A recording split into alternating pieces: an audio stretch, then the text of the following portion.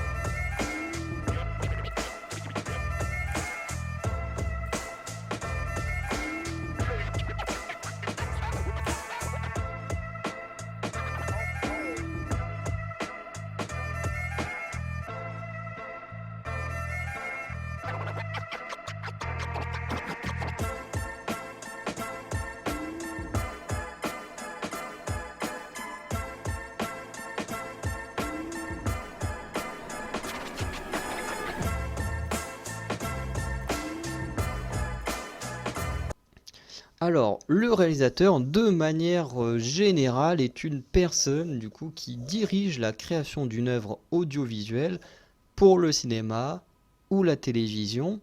Mais il peut également y avoir des réalisateurs pour le monde de la musique, notamment avec les clips, hein, je pense, et des émissions de radio, bien que le métier est plutôt nommé metteur en ondes, comme au théâtre, on va plutôt dire metteur en scène plutôt que réalisateur, mais ce serait apparemment des métiers assez similaires. Après, metteur en scène ayant fait du théâtre ou, euh, ou ayant déjà fait de la figuration, effectivement, metteur en scène et réalisateur, je peux dire que c'est assez proche en termes d'objectif du métier. Là où metteur en ondes, j'avais jamais eu ce mot-là avant, donc voilà, je peux pas. C'est ce que j'ai trouvé, mais après, voilà. Le réalisateur, du coup, peut faire plusieurs choses. Il peut participer à la création du scénario avec les scénaristes et les dialoguistes, bien qu'on verra plus tard, qu'il peut faire beaucoup plus de choses. Voilà. Et du coup, ouais, ce qu'il faut savoir, c'est que au niveau du scénario, il y a des scénaristes qui sont multitâches, entre guillemets, qui pourraient à la fois décrire l'histoire, les plans, les dialogues et tout ça, mais il y a certains scénaristes qui sont pas bons avec les dialogues et qui du coup ont fait appel à des dialoguistes pour créer les dialogues d'une histoire. Le réalisateur, du coup, comme je disais, peut créer différentes œuvres audiovisuelles, dont voici quelques exemples.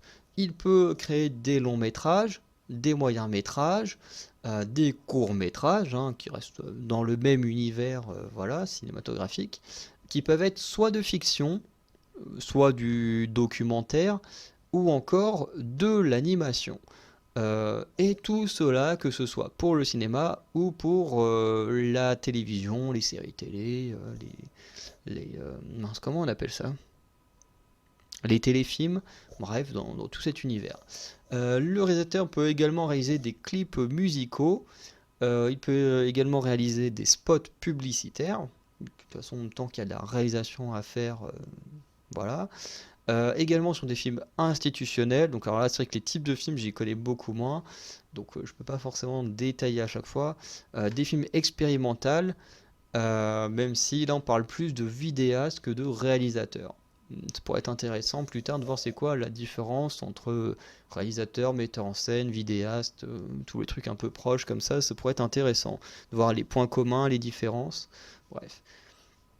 Le réalisateur peut aussi faire des captations multicaméras lors d'événements, notamment comme des spectacles ou des événements sportifs. Et c'est vrai que moi, une des représentations que j'avais faites au théâtre avait été filmée et ensuite refoutue en DVD.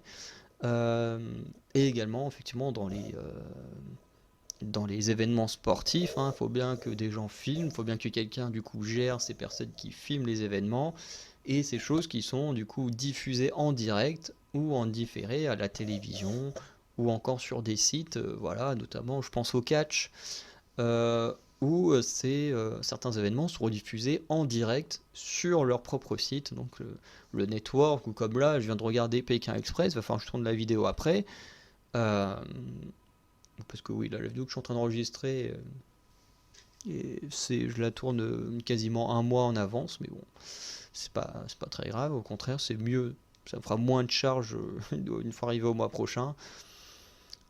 Et du coup, Pékin Express, pareil, ça peut être diffusé en direct sur le site de M6, koh pareil avec TF1, bref. Euh, Tout ça pour dire qu'effectivement, il n'y a pas que à la télé que les choses sont filmées et rediffusées en direct ou en différé. Euh, voilà, ça a changé avec l'ère d'Internet.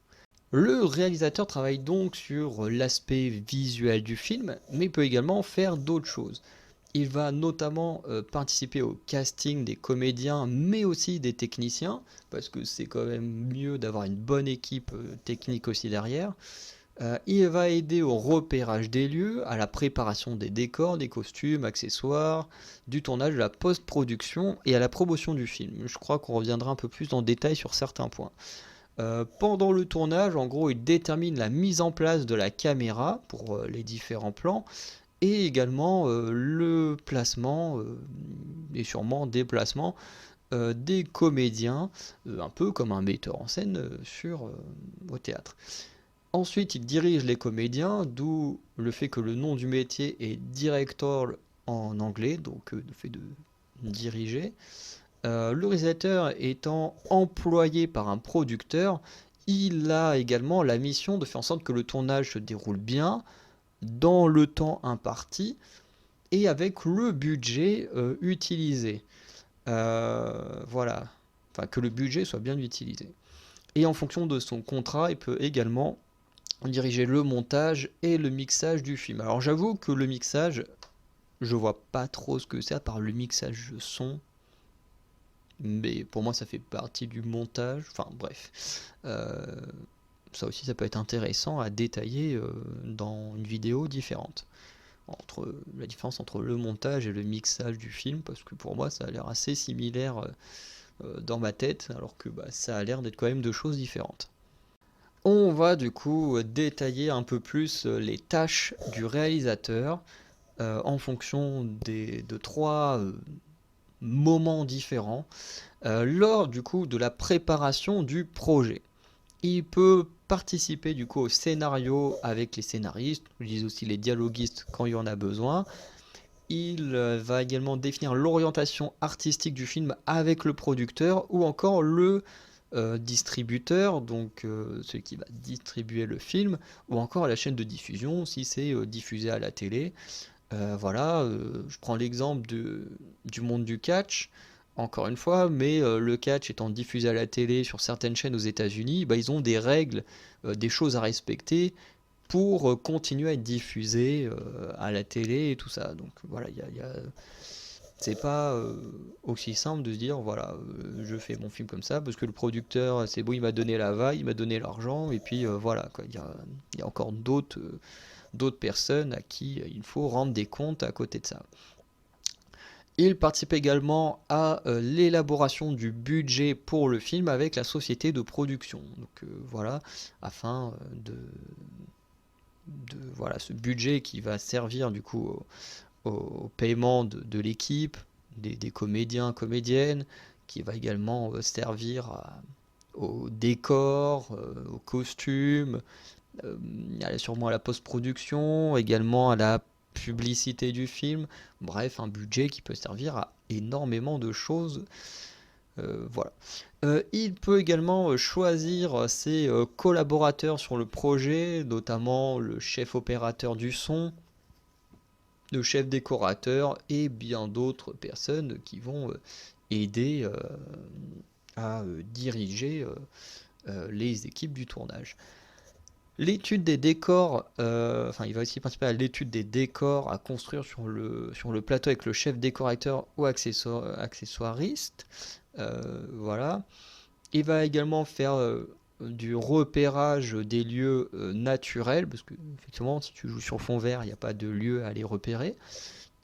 Surtout qu'en plus si c'est lui qui doit tenir la caméra, qui doit diriger les gens, c'est mieux qu'il ait vu les lieux avant pour bien se faire une idée des plans qu'il veut en tête. Et justement, en parlant des plans, il participe également au découpage des séquences du scénario en plans.